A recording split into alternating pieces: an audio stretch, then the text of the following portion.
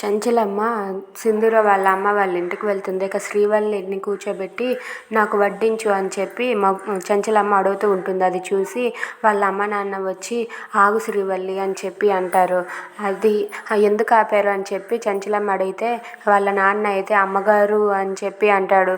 ఏంటి మీరు నాకు వియ్యంకులు కదా, అమ్మగారు అని ఎందుకు పిలుస్తున్నారు, ప్రేమగా చెల్లమ్మ అని పిలవచ్చు కదా అని చెప్పి చంచలమ్మ అంటుంది. అది విన్న సింధూర వాళ్ళ నాన్న అయితే చాలా సంతోషిస్తూ ఉంటాడు. అది కాదు అమ్మగారు అని చెప్పి సింధూర వాళ్ళ అమ్మ అంటే, నీ భర్తకి నేను చెల్లమ్మనైతే నీకు వదిన అవుతాను కదా, వదిన అని పిలువు అని చెప్పి అంటుంది.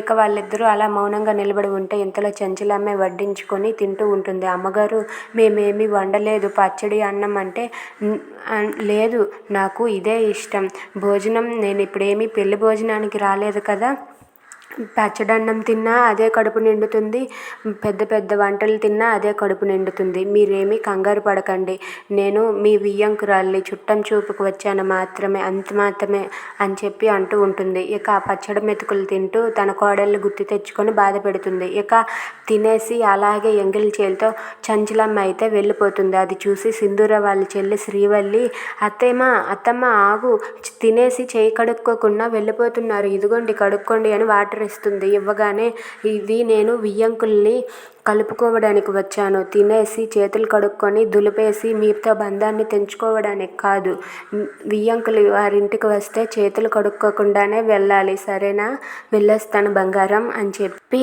మీ కూతుర్ని ఎప్పుడు చూడాలనుకున్నా నా దగ్గరికి రండి అని చెప్పి చంచలమ్మ అంటుంది. Thanks for watching friends, please subscribe our channel.